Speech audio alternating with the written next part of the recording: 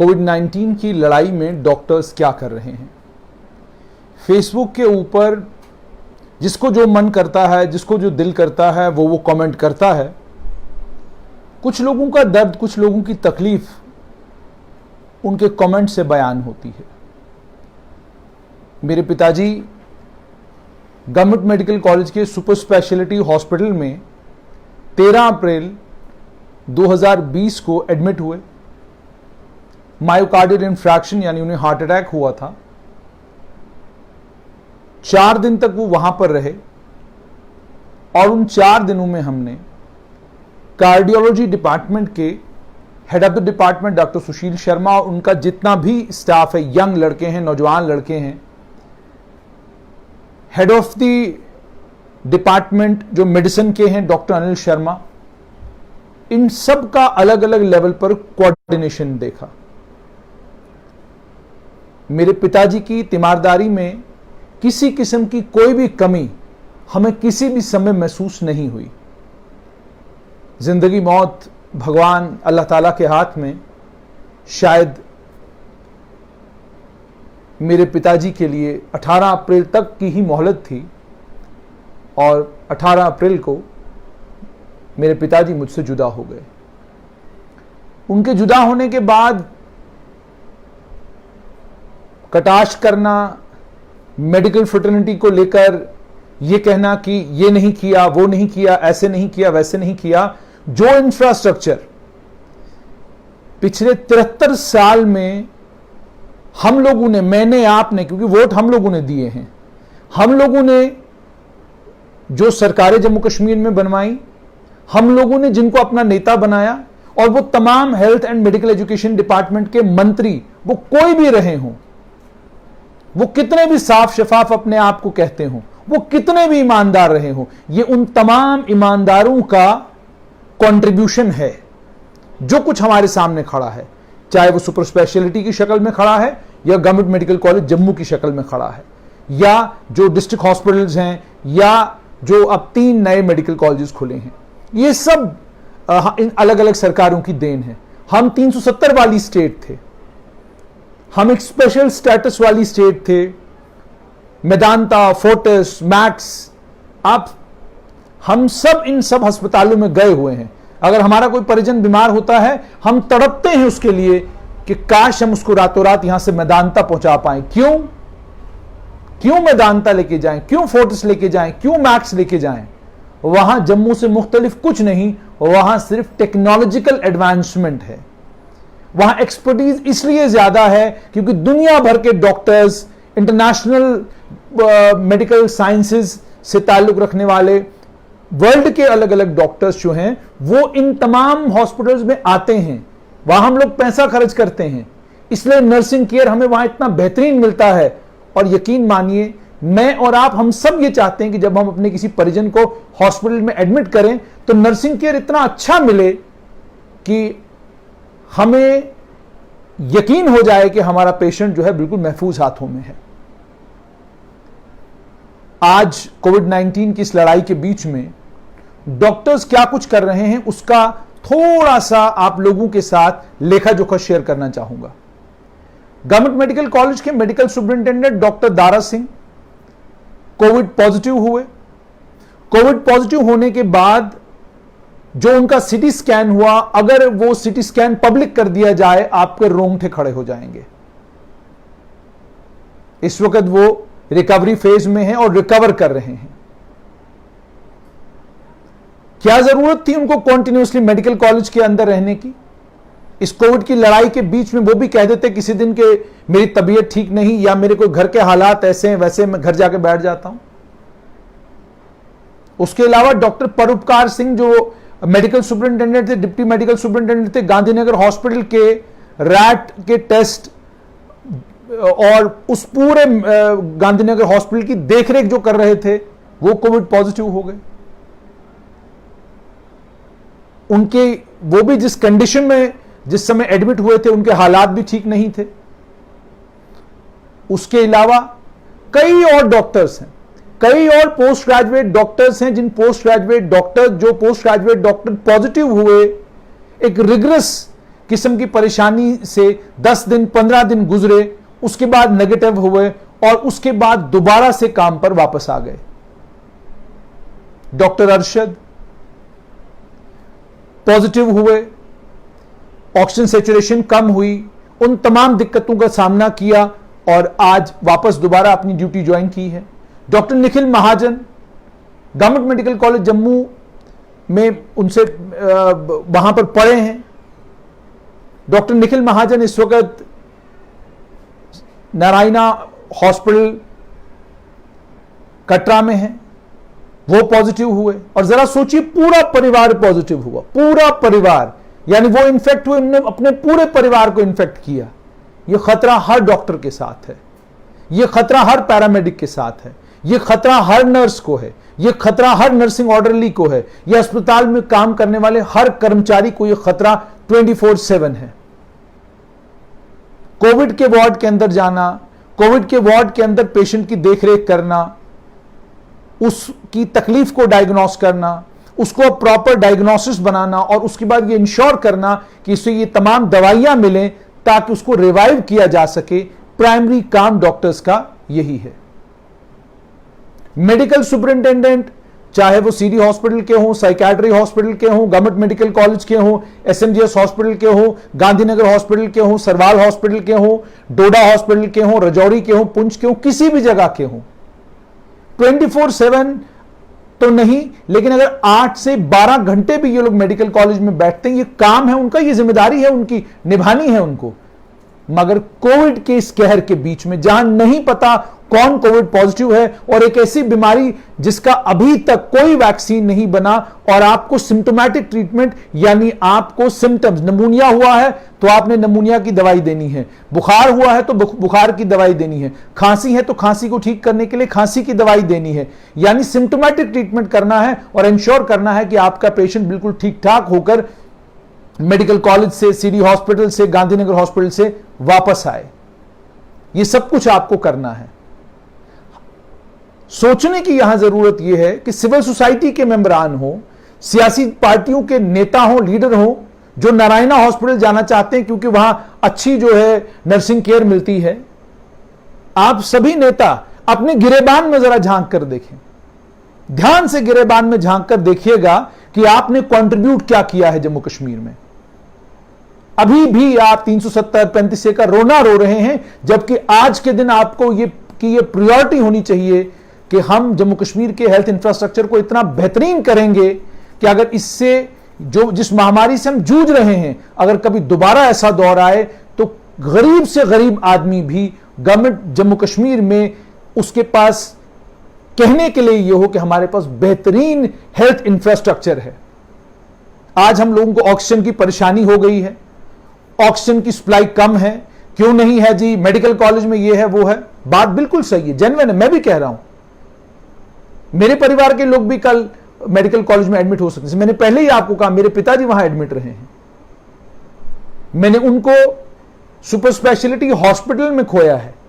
लेकिन क्या उनको खोने के बाद अब मैं बाय एंड लार्ज ये कहना शुरू कर दूं कि जनाब कुछ नहीं हुआ वहां पर? रात को 1, 1:30, 2 बजे भी डॉक्टर को अगर बुलाया तो वो आया, नर्स को अगर रात को 2:30 बजे भी जगाया तो वो जागी इंजेक्शन लगाने के लिए। ये सब कुछ हुआ वहां पर। लिमिटेड इंफ्रास्ट्रक्चर है, और ये लिमिटेड इंफ्रास्ट्रक्चर उन सियासी जमातों की देन है जिन सियासी जमातों के सियासी प्रोग्रामों को अपने कांधे पर लेकर हम सुबह से शाम तक नाचते रहते हैं, जिन सियासी जमातों के प्रोग्राम को फेसबुक पर हम शेयर करते हैं और गालियां देते हैं कि जनाब ये आरएसएस का एजेंट है, ये फलानी का दलाल है, ये है, ये वो है, इसको बीजेपी से पैसा आ रहा है, इसको यहां से शर्म करिए थोड़ी सी। अगर है तो थोड़ी सी शर्म करिए कि आप अपने घर का अस्पताल ठीक नहीं कर सकते, आप दुनिया को कहानियां सुनाने फिरते हैं। आपकी प्रायोरिटी आपके जिले का अस्पताल नहीं, आपकी प्रायोरिटी आपके रीजन का अस्पताल नहीं, आपकी प्रायोरिटी बेटर हेल्थ इंफ्रास्ट्रक्चर नहीं। जब मुसीबत आ पड़ी तो मेडिकल कॉलेज में ये नहीं है जी, मेडिकल कॉलेज में वो है नहीं, डॉक्टर नहीं देख रहे, डॉक्टर ये नहीं कर रहे, डॉक्टर वो नहीं कर रहे। जब हालात बिल्कुल ठीक होते हैं तब मेडिकल कॉलेज को लेकर प्रदर्शन क्यों नहीं? तब सरकार के ऊपर हम लोग मिलकर प्रेशर क्यों नहीं बनाते कि जनाब बाईपास अगर किसी को जरूरत जम्मू कश्मीर में पड़े तो आप बाईपास नहीं कर सकते सुपर स्पेशलिटी हॉस्पिटल में, क्योंकि बाईपास के लिए जो संसाधन चाहिए, जो इंफ्रास्ट्रक्चर चाहिए, वो अवेलेबल नहीं है। आपके दुनिया कहां से कहां पहुंच गई।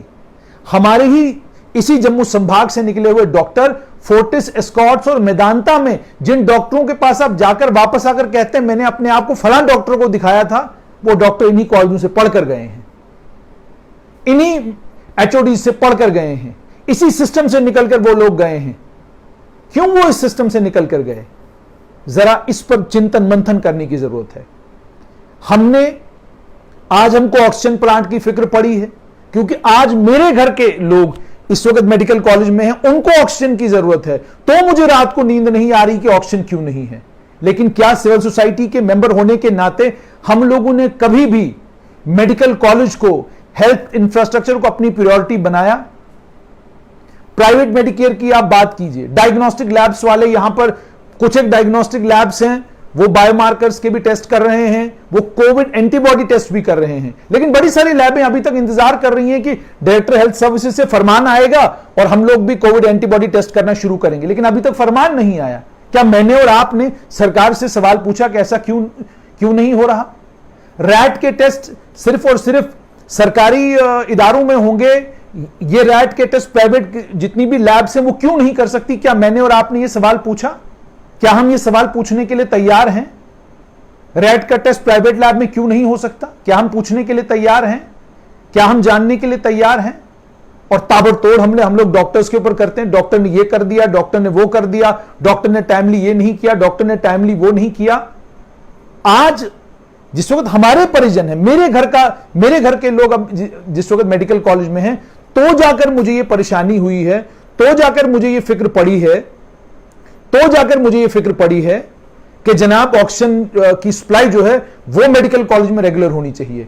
मैं तमाम नेताओं से, आप सभी से ये गुजारिश करता हूं, क्योंकि आप लोग मेडिकल कॉलेज नहीं जाते, भर्ती होने के लिए आप लोग नारायणा, मेदांता और फोर्टिस भागते हैं। आप एक बार भर्ती होइए मेडिकल कॉलेज में, तब जाकर आपको मालूम पड़ेगा कि किस शॉर्टेज के साथ, किस परेशानी के साथ पूरे का पूरा सिस्टम जो है वो जूझ रहा है। मैं जी हेल्थ एंड मेडिकल एजुकेशन का मिनिस्टर था, मैं फला हेल्थ एंड मेडिकल एजुकेशन के मिनिस्टर बड़े नेक हैं जी, फला हेल्थ एंड मेडिकल एजुकेशन के मिनिस्टर बड़े अच्छे हैं जी। होंगे, मैं नहीं कहता नहीं होंगे, लेकिन हर मौत जो मेडिकल कॉलेज में ऑक्सीजन सप्लाई के कम होने की वजह से या ऑक्सीजन न मिलने की वजह से हो रही है, इसका हिसाब उन तमाम मंत्रियों से होगा जो मंत्री यहां तो नहीं हो सकता। यहां सिस्टम में तो आपको कोई पूछ ही नहीं सकता, किसमें हिम्मत है, कौन इतनी गलती कर सकता है कि आपसे ताकतवर लोगों से भिड़ जाए। जो भिड़ेगा उस बेचारे का तो अता पता यहां नहीं मिलता। इस तरह का सिलसिला, इस तरह का निजाम है। लेकिन हिसाब किताब होगा, हर मौत का हिसाब किताब होगा कि आप लोगों ने ये असेसमेंट क्यों नहीं करी, आप लोगों ने जम्मू कश्मीर में हेल्थ एंड मेडिकल एजुकेशन को प्रायोरिटी क्यों नहीं बनाया। नर्सिंग के इतने सारे कॉलेजेस आपने खोले, लेकिन आपको केरला की नर्सिंग आज क्यों चाहिए? आपको डोडा, भद्रवाह, किश्तवाड़, राजौरी, पुंछ में जो हमारी बच्चियां हैं ट्रेनिंग करके हैं, आप उनके अंदर वो स्पिरिट ऑफ सैक्रिफाइस इनकलकेट क्यों नहीं कर सके? क्या आज आपको परेशान होना पड़ रहा है जी नर्सिंग केयर ठीक नहीं है, नर्सिंग ऑर्डरली जो है वो ठीक तरीके से काम नहीं कर रहे? निजाम चरमराया हुआ है और आज भी आपको परेशानी जो है, मैं बड़ा हैरान होता हूं। प्रेस नोट आते हैं या किसी ने कोई कहानी की होती है तो मुझे बड़ी हैरानगी होती है कि कोविड का कहर है। 20 लोगों की जान आज भी जम्मू कश्मीर में गई है। इन 20 में से 16 लोगों का ताल्लुक जम्मू रीजन से, जम्मू संभाग से है। 4 लोगों की मौत कश्मीर में हुई है। और मेरी प्रायोरिटी, मेरे उस लीडर की प्रायोरिटी जिसको मैंने वोट देकर यहां से लोकसभा में भेजा है, उसकी प्रायोरिटी वहां पर जो है जी जम्मू कश्मीर में ये नहीं है, जम्मू कश्मीर में वो नहीं है। जम्मू कश्मीर में इस वक्त हेल्थ के इंफ्रास्ट्रक्चर को मजबूत करने की जरूरत है। जम्मू कश्मीर में नर्सिंग कॉलेज वालों से ये पूछने की जरूरत है कि जनाब आपके जिम्मे हमने नर्सिंग दी थी और आपको कहा था ऐसी नर्सेज तैयार कीजिए कि जब इस तरह की आपदा आए हमें कहने की जरूरत ना पड़े कि ये आपका जो काम करने का क्षेत्र है वो ये आइसोलेशन का वार्ड है और आपको यहां पर काम करना है।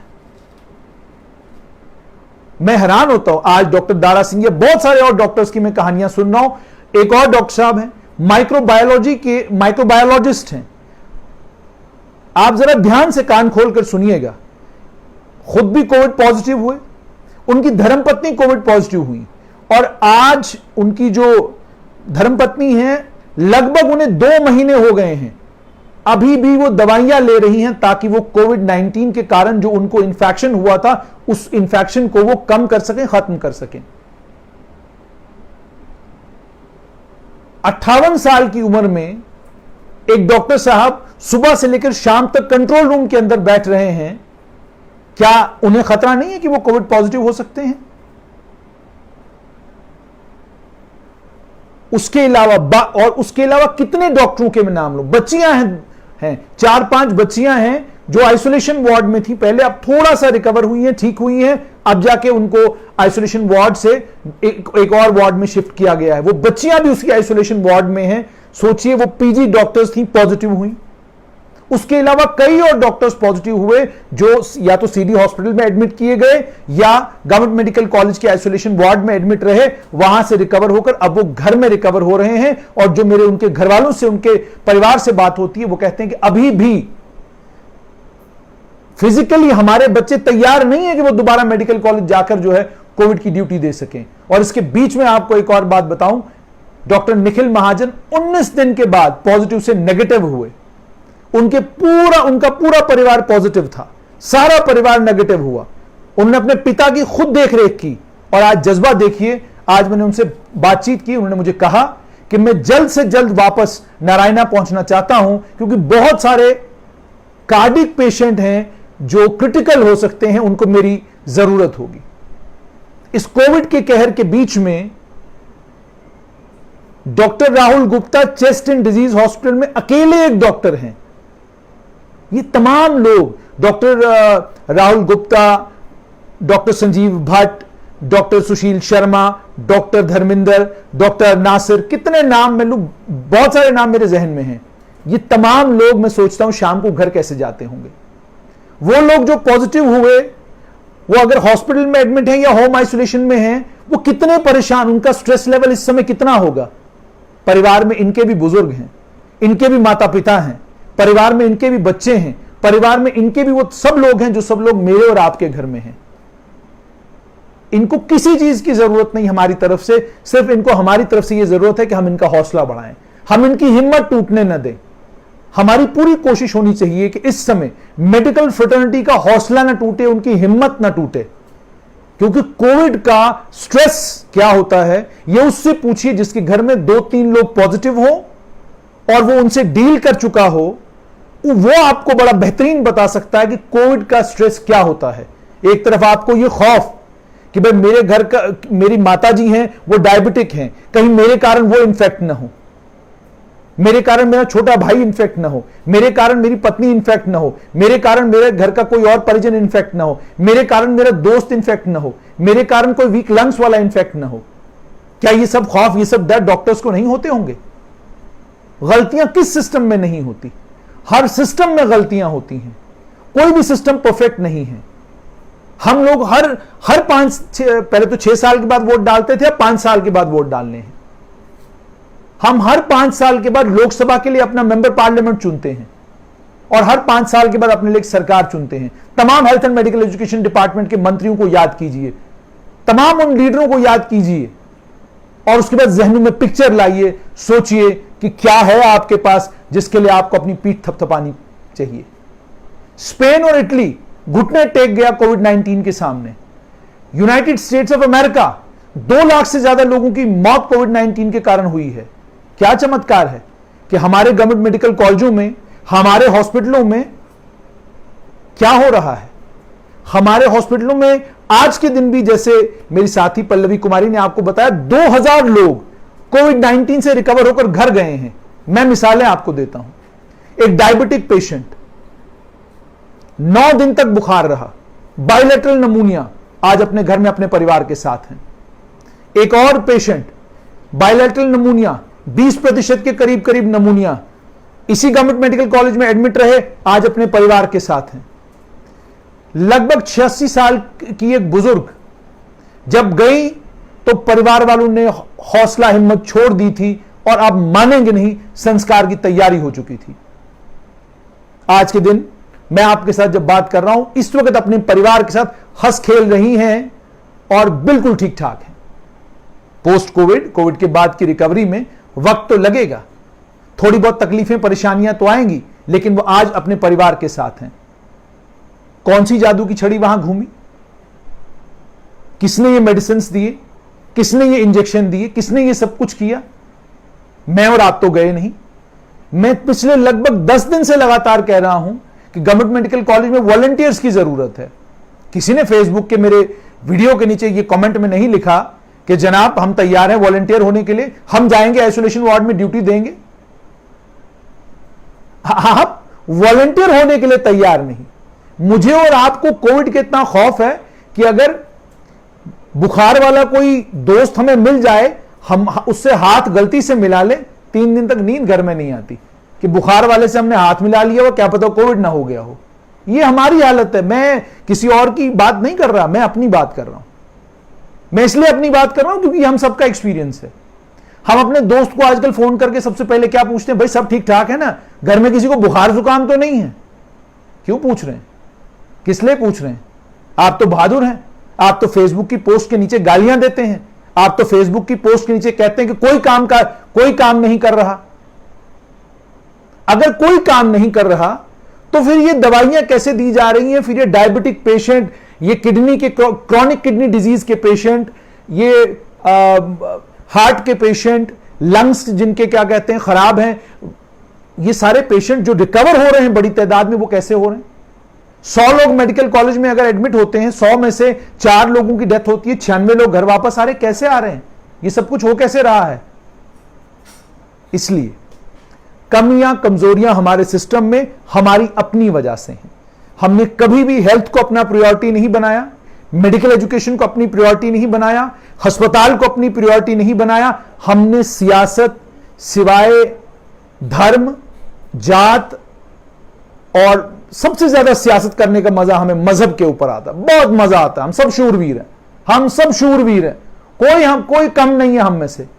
हम सब शूरवीर हैं और ये शूरवीर होने के लिए आप सबको मुबारकबाद। लेकिन तमाम शूरवीरों से मेरी हाथ जोड़कर गुजारिश कि हेल्थ के इंफ्रास्ट्रक्चर को, ये कोविड ने हम सबको ये समझा दिया, हमारी प्रायोरिटी नंबर 1 हेल्थ इंफ्रास्ट्रक्चर होना चाहिए, प्रायोरिटी नंबर 2 मेडिकल एजुकेशन होना चाहिए, प्रायोरिटी नंबर 3 मेडिकल इक्विपमेंट्स होने चाहिए, priority number 4 top class medical facilities Jammu Kashmir में अवेलेबल होनी चाहिए, प्रायोरिटी नंबर 6 बेहतरीन से बेहतरीन प्राइवेट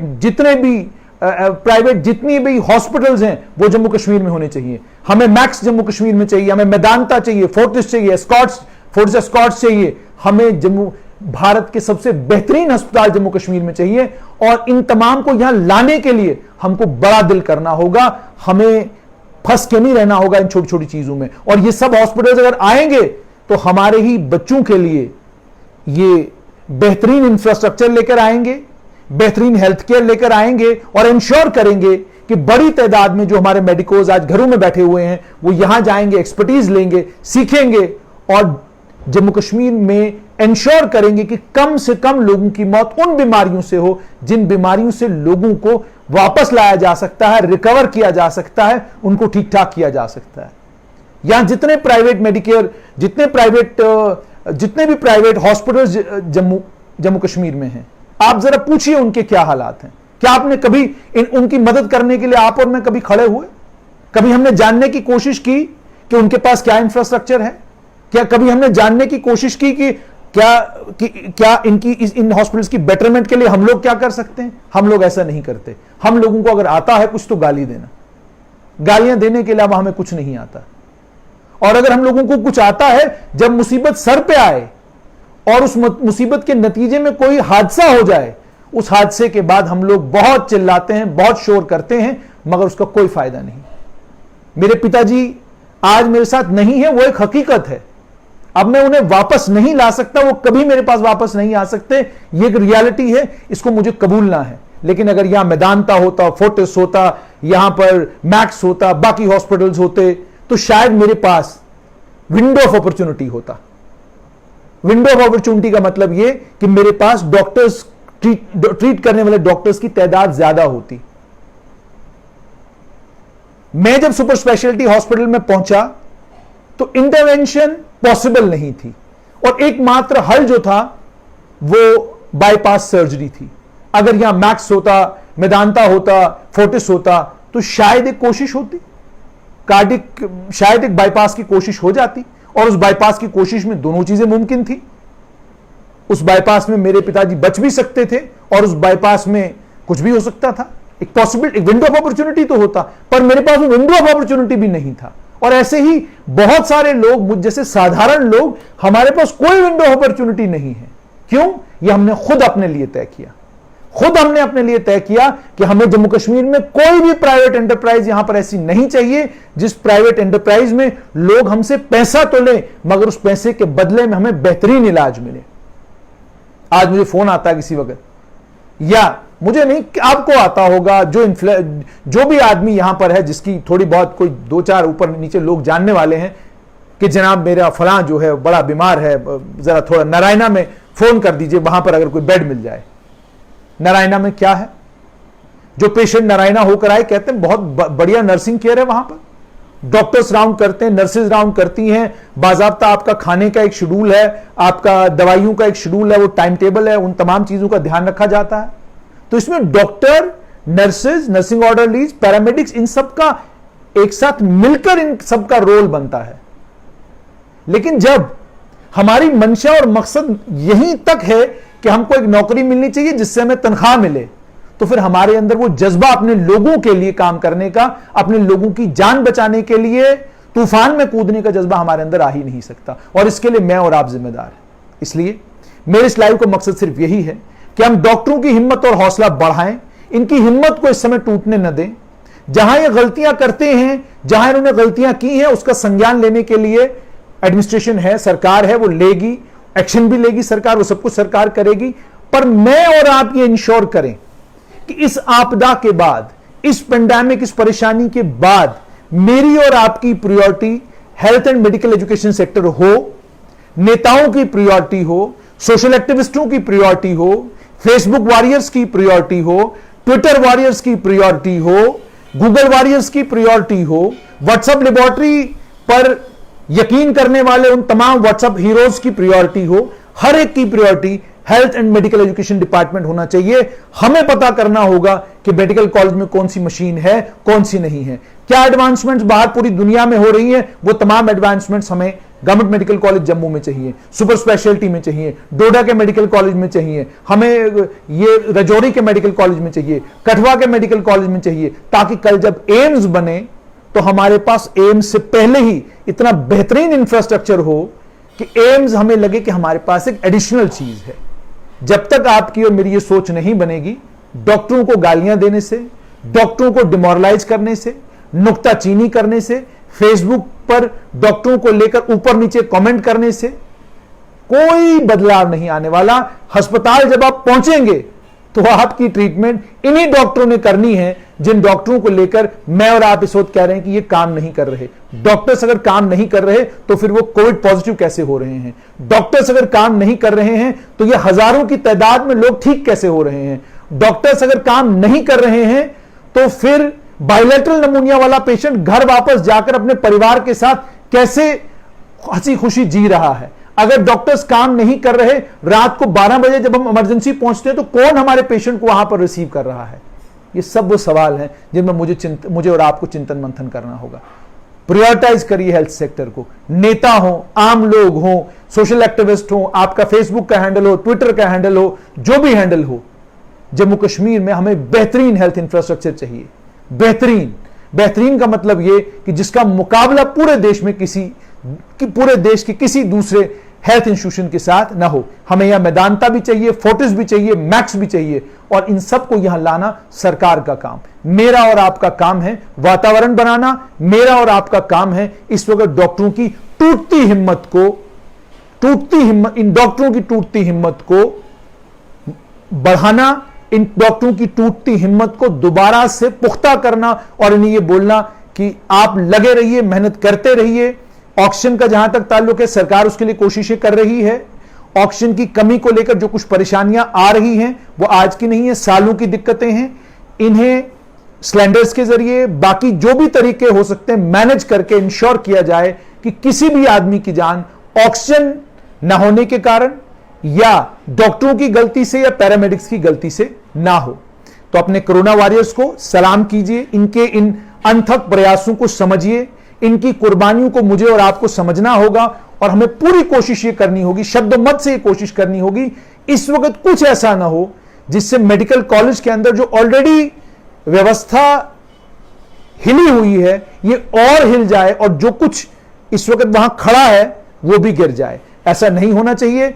दिन में भी हम गए, हमने देखा बच्चियां जो है वो राउंड करके कहीं से आ रही थी, मास्क पहने हुए थे। हमने वो वीडियो भी आपके साथ शेयर किया। हमने पूछा कहां थे आप? सर हम वहां गए हुए थे, तो अब यहां राउंड करने जा रहे हैं। तो ये हमारे ही बच्चे हैं जो इस आपदा से लड़ रहे हैं। हमें इनका हौसला बढ़ाना है, इनकी हिम्मत को टूटने नहीं देना है। ठीक है, तो यकीन करूंगा कि आप लोग आने वाले वक्त के लिए और अब से ही शुरू हो जाएंगे, चिट्ठियां लिखिए प्राइम मिनिस्टर को, होम मिनिस्टर को, हेल्थ मिनिस्टर को, डॉक्टर जितेंद्र सिंह एमओसिन पीएमओ को कि जनाब हमें बेहतरीन से बेहतरीन मशीनें चाहिए, हमें बेहतरीन से बेहतरीन अस्पताल जम्मू कश्मीर में चाहिए। ये सब शुरू कीजिए ताकि यहां पर जम्मू कश्मीर में दवाई न मिलने की वजह से, हेल्थ केयर न मिलने की वजह से कोई भी आदमी अपनी जान न गवाए। दीजिए इजाजत, आदाब।